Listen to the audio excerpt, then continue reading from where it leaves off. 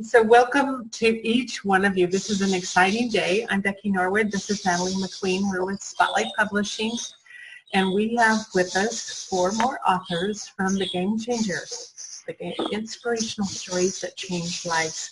So welcome to each of you. This is Connie Queen, Dale Schroeder, Marilyn Sutherland, and Matilda Jarmy. And we are excited because we have become international #1 bestsellers. And Dale's got the balloons to prove it. Yeah, he does. It's just awesome. So let's start out our interview. It's a really exciting time. It's been wonderful working with all of you. But our first question for today is, how has the experience of sharing your story in a book impacted your life, maybe changed you as a person? And maybe we can start with our only gentleman in the room, with you, Dale, and then we'll go from there. Certainly. Yeah, I mean, part of it simply just the excitement of watching a project go from beginning to end and fruition. And it's been enjoyable for me just to share the excitement with my launch team and folks that I've included in it. But I think more than anything, I've gotten to know some folks as business owners and entrepreneurs. But this experience, has just allowed me to, be inspired by their personal stories. So it's cool to know the story behind the entrepreneur. Yeah, for sure. Thank you. Yeah, I found that too. Is so often we're in big groups and we meet each other and we think we know each other until we start sharing stories. Yeah. How about for you, Connie? I've been published a couple of times before in compilation books, and what I realized as the result of writing this story is that I became more vulnerable and was willing to remove like the veil, like the mask that I had portrayed, and to take a deep dive.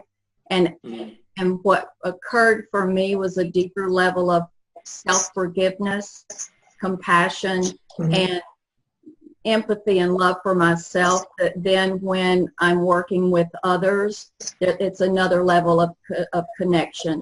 I just shone the light on some of my deepest, darkest secrets. Very much. That I was never going to tell anybody. Most of us don't want to tell anybody. Right, take to the grave kind of stuff, right? Very cool. How about Marilyn? Well, I resonate with what Dale and Connie said. Just for me, the thing about writing the story, I was in Game Changer too, and so I had already written a story. But I think in this one, a lot of our friends think we have such an amazing marriage, and so it was vulnerable for me, and people would, talk about how much they resonated with it. So I do feel like there's a level of honesty, not like I was hiding it, but I didn't share it, but now it's there. The other thing is, the stories in this book, they're so amazing. Like Dale, when I read Dale's, I really don't know Dale at all. I read his story, I was crying, and I've never been through what he's been through. But it really touched me, and so many of the stories, even if I didn't cry, I was moved. And the thing that I loved is so much of what we do in our business came from the pain that we've had in our lives. And of course, we're focusing on a lot of it on the things that are directly related to what we do now. But it has me realize how valuable this pain is, even though it's horrible when we're going through it. And we wish it wasn't happening, but yet, we hear that what doesn't kill you makes you stronger. That has been here it is. We're living a passion that comes from that pain. Yeah. Very good. Yeah, we've heard that many times, and what I love to see is meeting you beforehand, then finding out your story, and then seeing what you do to help others, and sometimes very related. Well, it's the stories that, as humans, we function by story. we can relate. And, you know, we've been brought up as small children, most of us were brought up with stories of some sort. You know, even if they're fairy tale stories, they're still stories. And yet when we're faced up in our adult life with being open and vulnerable, and we find that oftentimes it's made us the people that we are today with the ability to make an impact on the world. Very much. Matilda, would you like to share? Yes, I certainly resonate with everything that has been shared so far.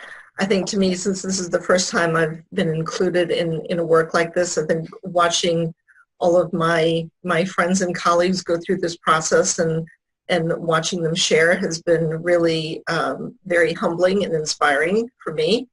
And just going through the story that I chose to share, you know, as I'm writing it, I'm realizing all of the things I learned through this process, when maybe going through it at the time you weren't looking at it quite as a learning experience, but it was more pain and suffering at various points. But you do realize how much you've then grown and become stronger as a result of it. And then sharing that with some friends in the, you know, initial first drafts, and seeing how much it resonated with them was really humbling as well, and very eye-opening of, you know, how many other, you know, women go through this process. So it was really amazing on a variety of levels. How many times we've felt all alone when we're going through those kind of things. Oh yeah, Have absolutely. no real idea how our story may even touch one life who thinks that they're all alone too. You know? Absolutely. Yeah. So what would you say, or what would you hope to achieve by sharing your story? What do you want others to take from it? Connie? I always forget everyone's waiting. Yeah, well, Dale was first before, so I was waiting for Dale. That my story is one of aloneness and isolation, and that manifested itself in an eating disorder and alcoholism, multiple marriages and divorces, a lot of shame that I had wrapped around there. And that you're not alone, there is hope, that you know, I have the hand ready if you are frustrated and still struggling and think that you're the only one that has any type of dis-ease going on in your life, that there is hope, and that you're not alone. And so just that I'm there when and if, and from where my life was to where it is today. This wasn't supposed to, my belief in my story was that something like this would never ever happen for a girl like me. Mm-hmm. Wow. And so if you can see yourself there, you know, come along. It's a great journey. It's not a destination, right? Right. And the shortest distance and the longest journey is from the head to the heart, where we find love for ourselves. Oh, that's beautiful. Yes, yes. And it's usually the shame, the guilt, and the fear that keep us back. Yeah. Absolutely. Yeah. How about you, Dale? I guess I hope you know, just that folks would be mindful to be encouraging of others. It's, you know, empathy unexpressed is an absolute waste because it doesn't help anybody. And I think sometimes, especially in the church world, we don't listen as much as we give sort of, you know, spiritual answers, and they may end up coming across as platitudes. And that was just my experience. So just meeting people where they are in their pain, and to be an encouragement, you know, during that, and to you know, celebrate with people that celebrate, and mourn with those that are, and just but being mindful to do that directly, and not just, you know, well-wishing or empathetic in your head. It has to be expressed. Very much. Beautiful. And Marilyn? Well, I think, my story's about finding love and then growing love. And just because you're married, like I didn't get married till I was 49. So just getting married, finding someone I loved and getting married, that was awesome. But that was just the beginning of the second journey, which I write about in this volume. That, just because you're married and you made vows doesn't mean you're going to be living that, and doesn't mean you're going to really commit and dedicate yourself. And our culture really doesn't support that because there's so many other things going on and distractions from dedicating ourselves to our partner. And so I really want everyone to know, men and women, but especially women who are like over 40 or whatever age they think it's too late, to know it is not too late to have love in your life. And there's probably things that we're doing consciously, maybe, or unconsciously to push love away, and also connection with people. Because what you said, we have shame, guilt, fear, something that blocks us. And so I want people to know you can connect with people deeply. You can have the kind of love and relationships that you want in your life, even if it's not the one or whatever. And that was actually a breakthrough that I had, that I don't remember which book I shared about it, but I had this revelation that I was not letting love in fully. And I was a very friendly, open person, but not as much as I thought. And so there's, just for people to know, there are things that you can do to open yourself up, to let love in, and to let your love shine. Ah, beautiful. Often I would imagine people are afraid to be their full self and let other people get to know you, because often, you may feel they're going to reject you if they really know your flaws. And Dale, you're probably the expert in that area. You probably hear stories like that all the time. Yeah. The more you get to know the real me, the more you won't like me. Right. Well, yeah, that's what people think. And you know what? Sometimes people don't, but it's not about you. If they don't know you and they don't like you, that's about them. Right. You remind them of someone, you trigger something in them. But, I heard a quote, and I don't remember it exactly, but it was somebody who said, no one is like you in the whole world, ever. No one's had your experiences, your journey.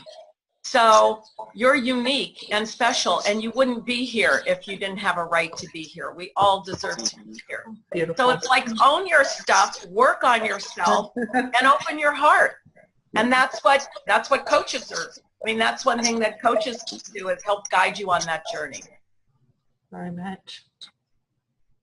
Thanks. Matilda? So the story I shared, kind of a turning point in my life when I had kids, was how to try to balance career with motherhood. And for me, motherhood was always more important than career.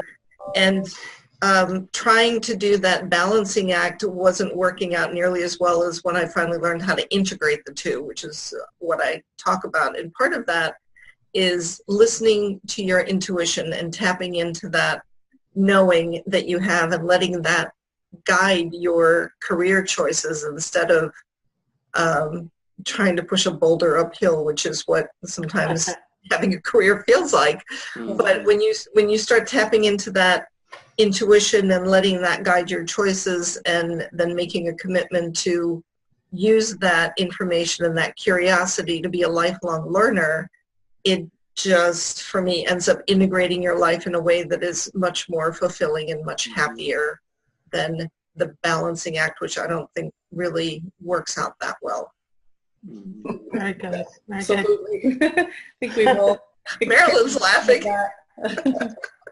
Yeah. So what feedback, Matilda, have you gotten from people that have read your story? Because we had everybody send out their stories to key people that for feedback. What have you received? So some of the reaction was, wow, I never knew about this area of your life in this detail. And other reactions were, wow, I totally agree, and I feel the same way about trying to balance and always feeling like I'm coming up short. But when you integrate in a kind of a more holistic way, it becomes a much more free-flowing and easier life. So sharing those pieces just really resonated with my friends who I sent the book to. Beautiful. How about for you, Marilyn? Yes, some family members said to me, I had no idea about this. So I was happy that I did write it just for that, just for people who are in my life to know more. And some people thought it was funny. They were laughing about the story about when I'm driving in the car and I'm mad at my husband and I'm thinking about divorcing him. They were like, there was like, yes, I've had those moments too. I think we all do. Yeah. And although, boy, it was hard to write that, for fear that people would think I'm, such a jerk. I was at the time. I was thinking about that. And also, people just said they were, inspired by it in various ways. And so it's another way of connecting. I mean, when you get a chance to write your story, it's a chance for you to be known in a more deep way than normal. And I think what it does is it creates openings in our relationships.